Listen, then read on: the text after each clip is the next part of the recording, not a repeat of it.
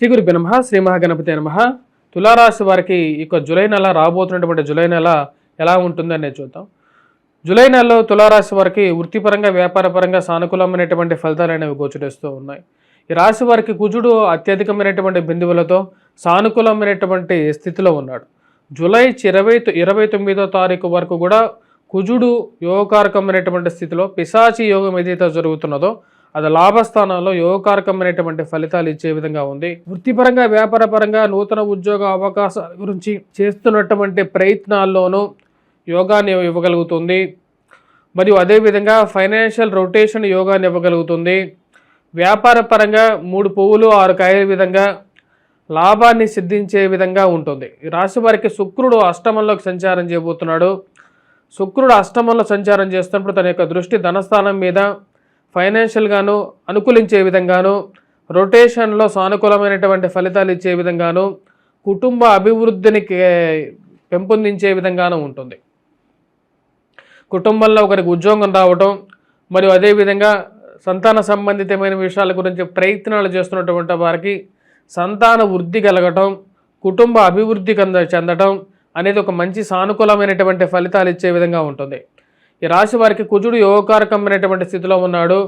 భూ సంబంధితమైనటువంటి లావాదేవీలు, మధ్యవర్తి పంచాయతీలు, అదేవిధంగా భూ సంబంధితమైనటువంటి లావాదేవీల్లో ఉన్నటువంటి లిటిగేషన్ వ్యవహారాల్లోనూ, పోలీస్ పంచాయతీల విషయంలోనూ సానుకూలమైనటువంటి ఫలితాలు పొందే విధంగా ఉంటుంది.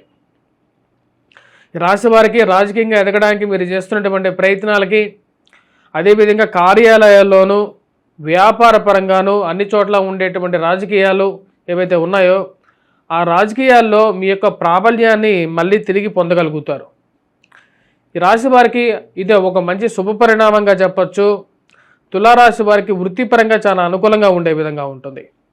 ఇది ఫైనాన్షియల్గా కూడా మంచి బలాన్ని ఇచ్చే విధంగా ఉంటుంది.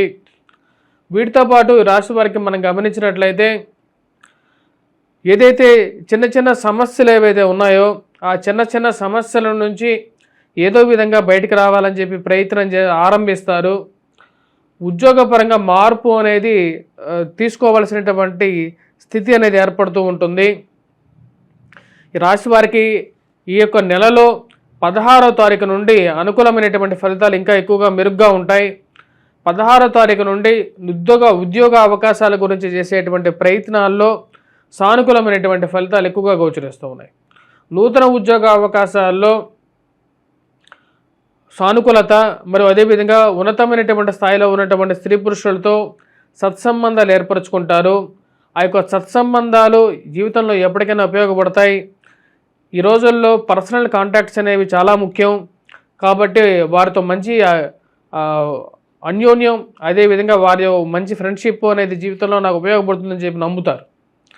అదేవిధంగా ఈ రాశిలో ఉండేటువంటి వారికి ఏదైతే మీరు రాసినటువంటి వ్యాసాలకి, మీరు చేసినటువంటి మంచి పనులకి ఉన్నత అధికారుల యొక్క మెప్పు పొందడం, మీడియా ద్వారా ఒక మంచి పేరు పొందడం అనేది సిద్ధిస్తుంది.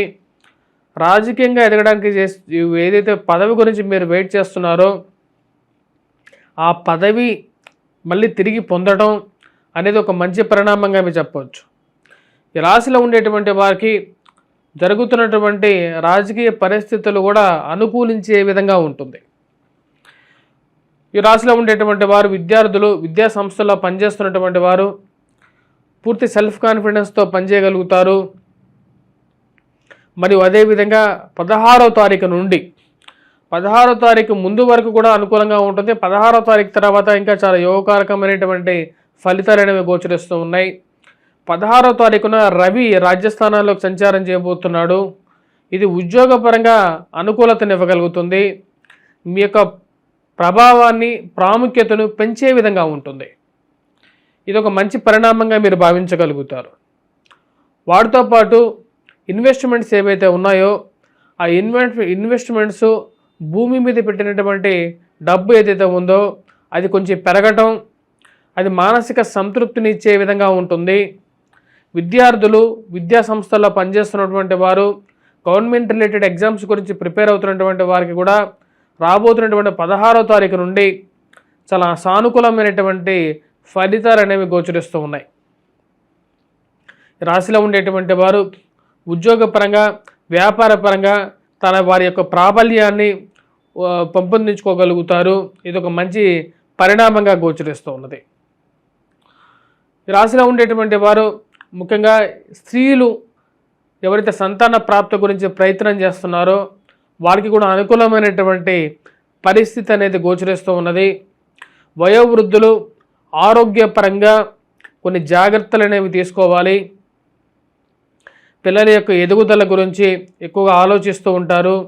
వారి జీవితంలో ఇటువంటి స్థితిలోకి చేరతారు. వారికి కావలసినటువంటి అన్ని సమపాల్లో అందగలుగుతాయా అని చెప్పి ఒక ఆలోచన కలుగుతూ ఉంటుంది. వ్యాపారంలో నూతన అవకాశాలనేవి అందిపుచ్చుకోగలుగుతారు. సరైనటువంటి సమయంలో కొన్ని నిర్ణయాలు తీసుకోగలుగుతారు. ఎవరికో డబ్బులు ఇచ్చి వారి వెనకాల తిరగటం అనేటువంటి విషయానికి స్వస్తి పలకాలి. అప్పులు ఈ రోజుల్లో వేరే వారికి ఇవ్వాల్సినటువంటి పరిస్థితి అనేది లేదు అనేటువంటి ఆలోచనలకు రాగలుగుతారు. 10 మందికి డబ్బులు ఇచ్చేసేసి ఆ డబ్బులు వసూలు చేసుకోవడం, వాళ్ళు ఇవ్వకపోతే వాళ్ళ ఇళ్ళ వెనకాల తిరగాల్సినటువంటి పరిస్థితి మనకెందుకు, అసలు అప్పులు ఇవ్వటం ఎందుకో, అప్పుల గురించి బాధపడటం ఎందుకు అనేటువంటి ఆలోచనలకు వస్తారు. రాశిలో ఉండేటువంటి వారు వృత్తిపరంగా వ్యాపారపరంగా ఈ యొక్క జూలై నెల సానుకూలమైనటువంటి ఫలితాలు ఎక్కువగా ఇవ్వగలుగుతుంది. జూలై నెలలో చివరిలో అంటే 29వ తారీఖున కుజుడి యొక్క మార్పు ఈ రాశిలో ఉండేటువంటి వారికి అంత సానుకూలమైనటువంటి ఫలితాలు ఇచ్చే విధంగా లేదు. వ్యయ స్థానాల్లోకి జరుగుతున్నటువంటి కుజుడి గ్రహ మార్పు కొంచెం ప్రతిబంధకంగా ఉంటుంది. అంటే నెల చివరిలో ఆ నెల చివరి సమయంలో ముఖ్యంగా ఇన్వెస్ట్మెంట్స్ పరంగాను దుబారా ఖర్చు విషయంలోనూ జాగ్రత్తగా ఉండాలి. ఈ దుబారా ఖర్చును తగ్గించుకోవాల్సినటువంటి ముఖ్యమైనటువంటి సూచనగా చెప్పడం కూడా జరుగుతుంది. మరి అదేవిధంగా నెల చివరిలో విద్యార్థులు మ్యాథమెటిక్స్ మీద కొద్దిగా ఎక్కువగా గ్రిప్ సాధించడానికి ప్రయత్నం చేయాలి. ఈ రాశిలో ఉండేటువంటి వారు ముఖ్యంగా ఈ యొక్క పంచమంలో సంచారం చేస్తున్నటువంటి రాహుగ్రహ స్థితి అంత అనుకూలమైనటువంటి ఫలితాలు ఇవ్వదు. తద్వారా వచ్చినప్పటికీ పిల్లల యొక్క ఎదుగుదల గురించి ఆలోచన అనేది ఎక్కువగా కలుగుతూ ఉంటుంది. మరి అదేవిధంగా సంతాన ప్రాప్తి గురించి కూడా ఆలోచన కలుగుతూ ఉంటుంది. సంతాన విషయంలో ఎందుకని డిలే జరుగుతున్నది అనేటువంటి ఆలోచన కలుగుతూ ఉంటుంది. ఈ రాశిలో ఉండేటువంటి వారు ముఖ్యంగా ఈ యొక్క నెలలో ఎటువంటి పరిహారాలు చేసుకోవాలి అనేది చూద్దాం. ఈ రాశిలో ఉండేటువంటి వారు ఈ యొక్క నెలలో తులారాశి వారికి ముఖ్యంగా వచ్చినప్పటికీ రాహుగ్రహ మంత్ర జపం చేసుకోవటం, 29వ తారీఖు నుండి హనుమాన్ చాలీసా పఠించటం, అదేవిధంగా 29వ తారీఖు కన్నా ముందు అంటే 16వ తారీఖు వరకు కూడా గురుగ్రహ మంత్ర జపం, వటవృక్షం కింద దీపారాధన చేయటం, మరియు అదేవిధంగా మేధ దక్షిణామూర్తి శ్లోకాన్ని పఠించటం, సూర్యారాధన చేసుకోవటం అనేది ఎక్కువగా సానుకూలమైనటువంటి ఫలితాలు ఇవ్వగలుగుతుంది.